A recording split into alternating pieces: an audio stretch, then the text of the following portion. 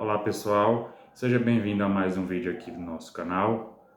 Eu nesse vídeo gostaria de falar sobre muitos vídeos que nós muitas das vezes vemos esse assunto que, se nós pesquisarmos aí, são os vídeos que mais dão visualizações, que mais geram engajamento aí.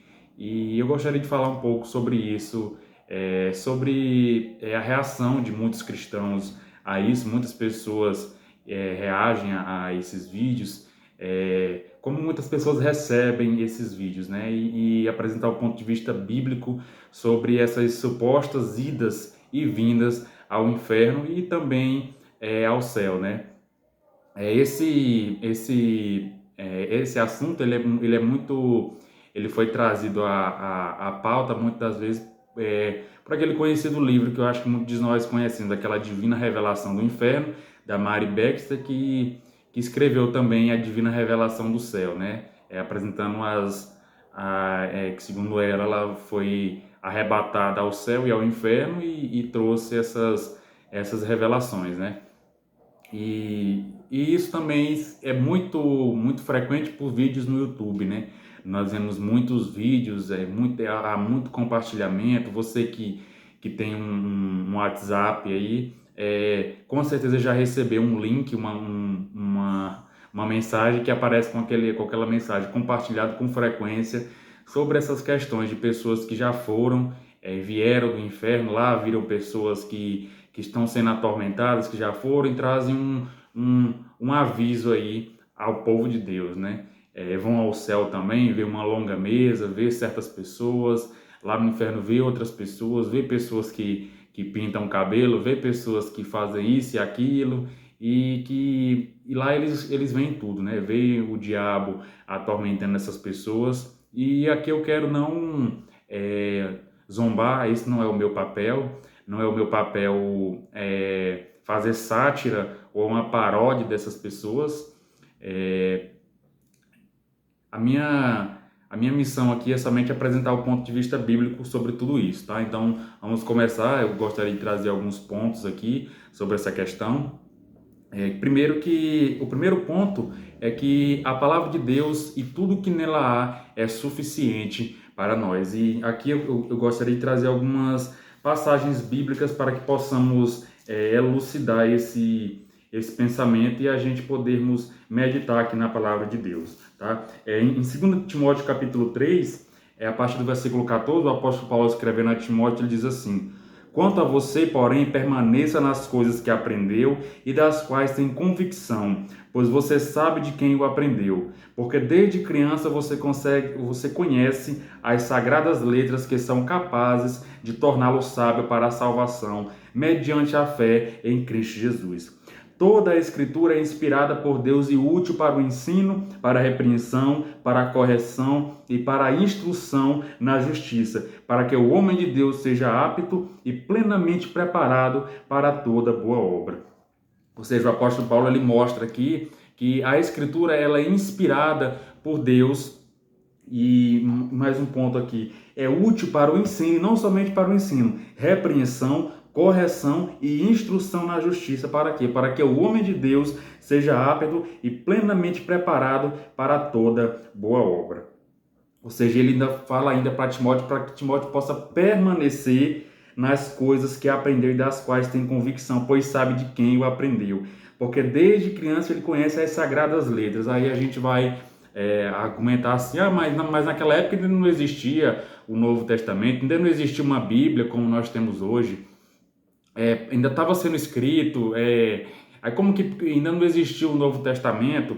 E aqui nós vemos, e algumas pessoas vão argumentar que Paulo falava ali somente do Antigo Testamento.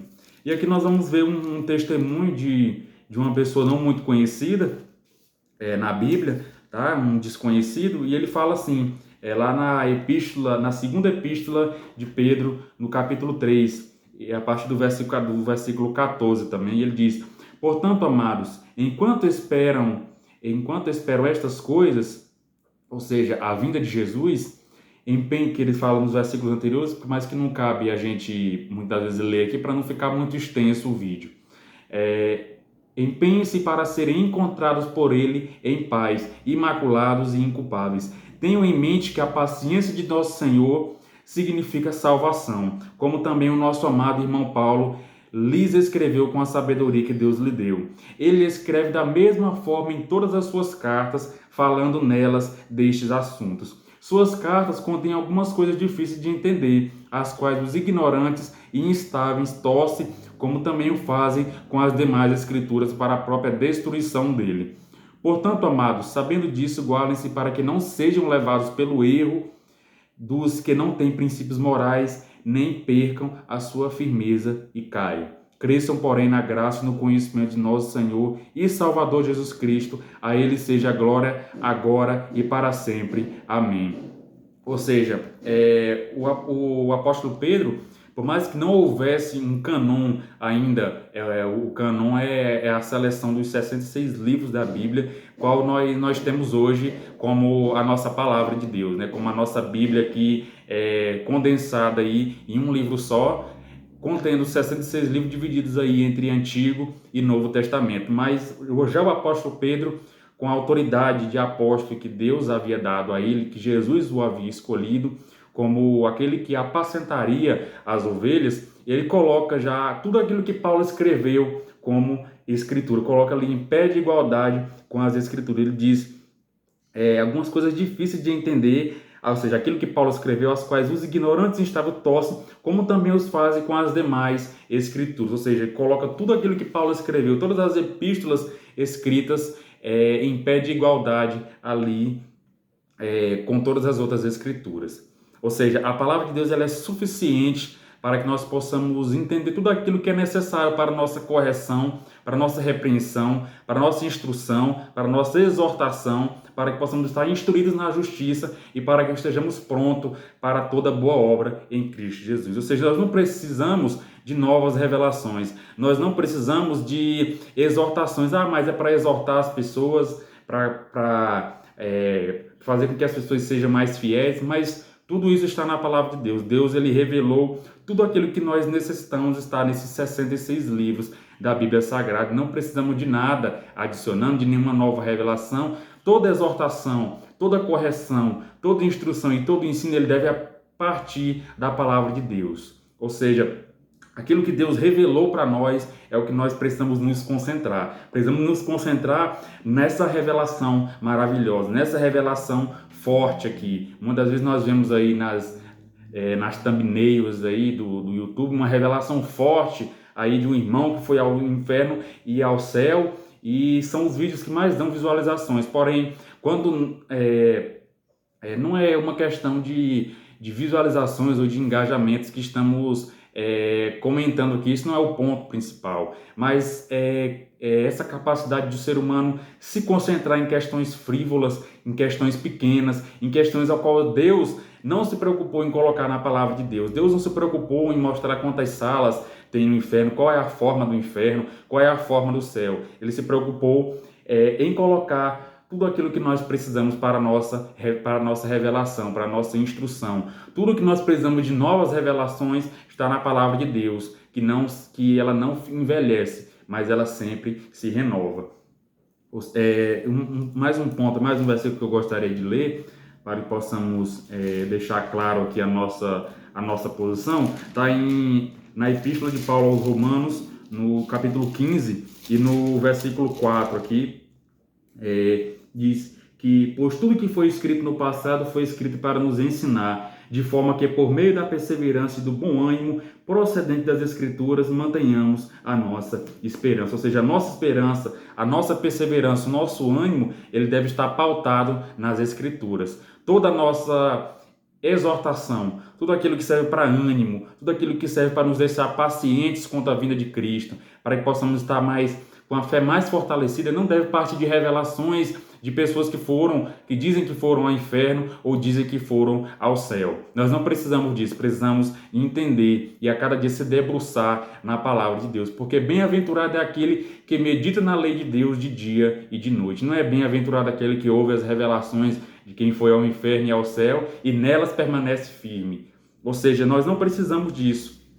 Uma coisa mais interessante, Aqui, mais um ponto nós precisamos frisar aqui, está no livro de Deuteronômio, capítulo 29 e versículo 29, diz assim: as coisas encobertas pertencem ao Senhor, o nosso Deus, mas as reveladas pertencem a nós e aos nossos filhos para sempre, para que sigamos todas as palavras desta lei. Ou seja, onde essa é uma frase interessante que atribuem a João Calvino. Ele diz que aonde Deus se cala, nós precisamos nos calar também.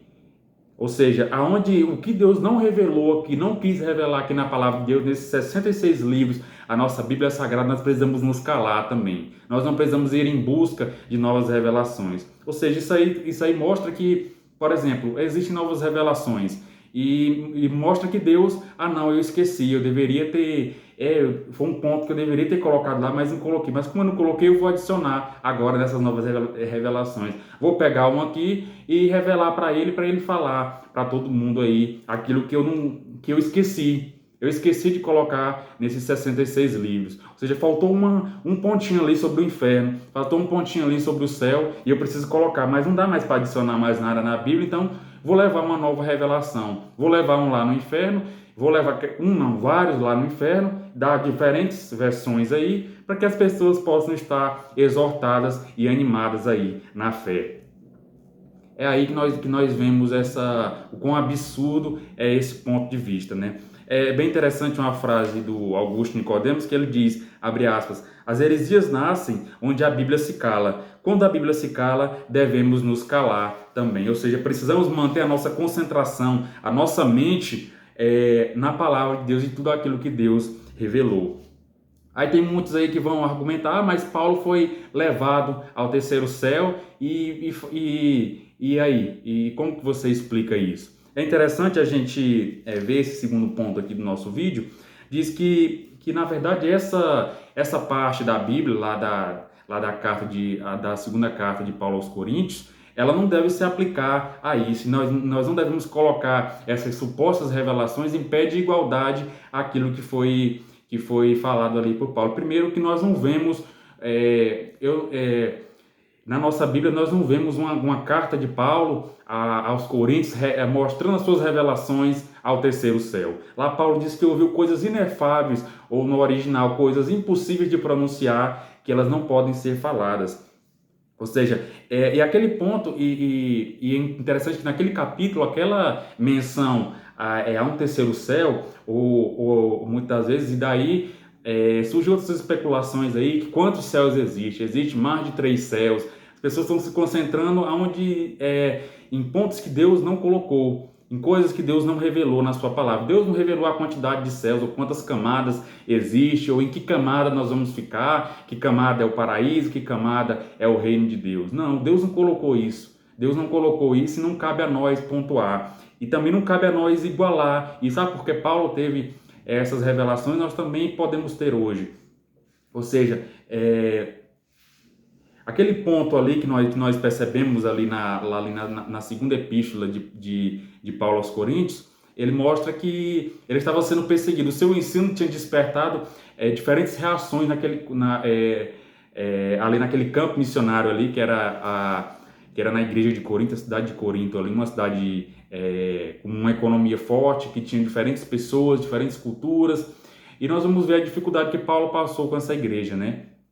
E percebemos aí que ele estava enfrentando alguns falsos profetas, né? E nós vemos lá, por exemplo, no capítulo 11, algumas menções das experiências de Paulo no campo missionário, e ele mostra que ainda assim, por mais que ele tivesse tido essa revelação, que na verdade esse terceiro céu, que ele fala, é uma forma de ele dizer que o quanto a sua mente, quanto a sua fé se elevou e o nível que ele chegou ao chegar a Deus, né, ao estar na presença do Senhor. E podemos entender também que Paulo, ele escreveu uma boa parte ali do Novo Testamento.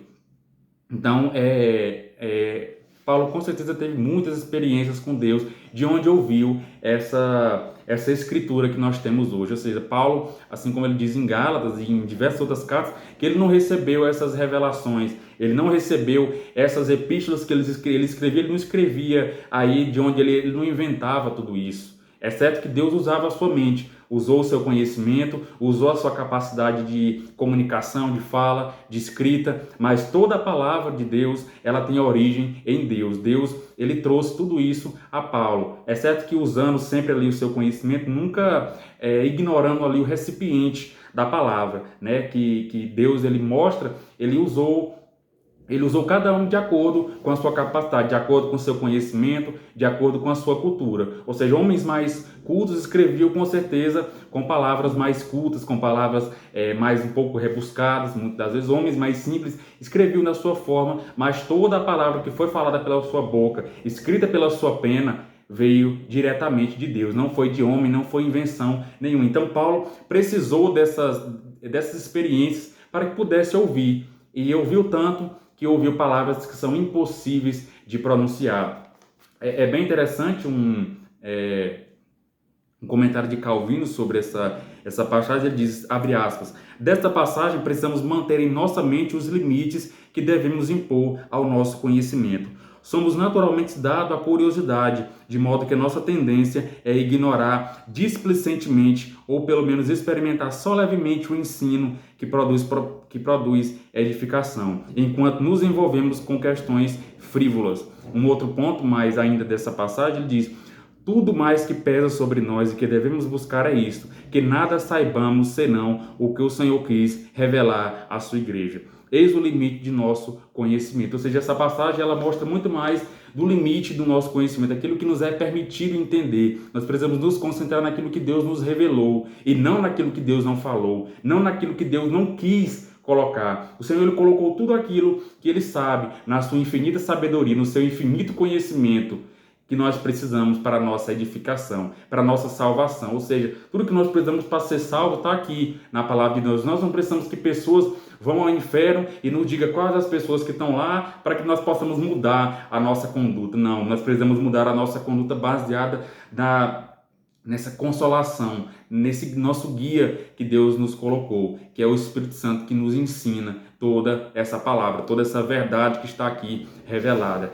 O que nós vemos muitas das vezes é cristão que não sabe nada da palavra de Deus, mas sabe muito de novas revelações, sabe muito de novas profecias e nada mais são adições à palavra de Deus. Aí eles querem colocar adições, querem se colocar em evidência por conta dessas revelações, falando que Deus falou quando Deus não falou. Ou seja, o que nós vemos aí é muitas adições, muitas imaturidades cristãs, muitas meninices aí de pessoas que são imaturas na fé.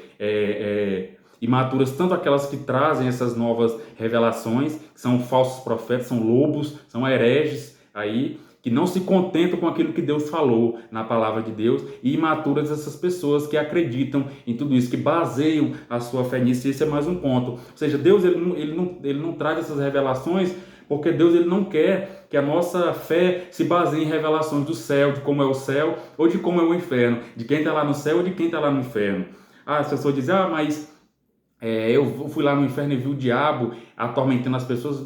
Irmão, fique tranquilo que se você for para o inferno, o diabo ele vai ser o seu companheiro de tormento, porque ele vai estar lá, vai ser atormentado. A Bíblia diz lá em Apocalipse, que eu falo assim, só uma forma de mencionar, nós não queremos que ninguém vá, nem estou dizendo que alguém ou outra pessoa vai, não cabe a mim dizer isso. Mas o diabo ele não vai estar lá para atormentar, ele vai estar lá para ser atormentado eternamente. Irmãos, nós precisamos entender que lá em Apocalipse diz que o diabo ele vai ser preso e vai ser lançado no lago de fogo junto com a besta e o falso profeta. Ou seja, o inferno ele é o inferno não é porque ele tem o lago de fogo ou algo do tipo. Que nós vemos na Bíblia foi muitos não foram tantos detalhes como nós vemos nessas revelações, assim, porque Deus ele não quer que nós nos concentremos em como é o inferno ou em como é o céu. Ele quer que nós concentremos a nossa fé na pessoa de Cristo. Ou seja, nós vemos aí justamente que o inferno ele é um lugar ruim porque nós estaremos separados eternamente de Deus. Na verdade, quem for ao inferno ficará eternamente separado da presença maravilhosa de Deus. Estará separado eternamente de Deus. Estará sofrendo eternamente a ira de Deus. O Senhor vai derramar totalmente a sua ira, o seu furor sobre essas pessoas que estarão no inferno. E o céu, ele é o céu, não porque tem as ruas de ouro, ou o mar de cristal, ou todas aquelas coisas que nós podemos imaginar bonitas que nós ouvimos lá, lemos lá em Apocalipse. Mas o céu, ele é o céu porque nós temos eternamente a presença de Deus. Nós estaremos eternamente com o Pai. Nós estaremos eternamente com Deus. E assim desfrutaremos da sua presença maravilhosa. Então, nós precisamos basear a nossa fé não em como é o céu ou em como é o inferno. Precisamos basear a nossa fé em quem Cristo Jesus é, na pessoa de Cristo, na maior revelação que já houve, que é o Verbo que se fez carne e habitou entre nós. E nós vimos a sua glória como a glória do unigênito do Pai, cheio de graça e de verdade. Então, irmãos, vamos basear a nossa fé não nessas novas revelações, não nessas coisas que vêm muitas vezes para deixar crentes com medo e achar que a fé, que a vida cristã é um medo do inferno, vive a sua vida com medo. Mas não, nós precisamos viver a nossa vida com alegria em Deus, nos regozijar em Deus. O fruto do Espírito, ele é o amor, é a paz, é a alegria que nós temos em Deus, a alegria que nós desfrutamos no Senhor. Então, baseemos a nossa fé em quem Cristo é, em quem Cristo se revelou na palavra de Deus, que possamos conhecer e prosseguir em conhecer ao Senhor, em nos debruçar dia após dia na palavra de Deus e não ficarmos perdendo o nosso tempo ouvindo revelações de inferno ou ouvindo revelações do céu. Mantemos a nossa fé baseada como uma âncora na palavra de Deus, que a palavra de Deus seja uma âncora para nós, que nos firme, estejamos firmados, porque diz, para finalizar o nosso vídeo, o autor aos Hebreus diz: como escaparemos nós se não atentarmos a uma tão grandiosa salvação? Convém-nos que nós coloquemos a nossa mente naquilo que foi escrito, naquilo que foi ensinado. Está em Hebreus capítulo 2. Se você, após esse vídeo, ler e leia também as passagens que nós colocamos aqui. Então, comente aquilo que você achou e compartilhe esse vídeo com essas pessoas que gostam de enviar fortes revelações e essas pessoas que gostam de assistir essas fortes revelações e basear a sua fé nessas supostas revelações do inferno e do céu. Não se esqueça de se inscrever, de curtir o vídeo e compartilhar com os seus amigos. Que Deus em Cristo nos abençoe.